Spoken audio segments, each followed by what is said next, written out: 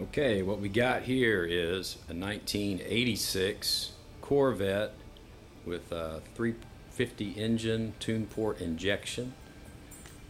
And the car itself, body's okay, but interior's a little rough. Actually a lot rough.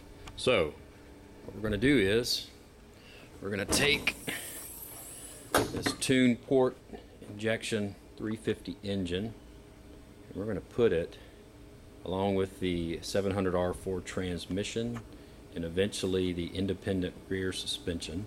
We're going to take all that out. We're going to put it in this 1957 Chevy BelAir.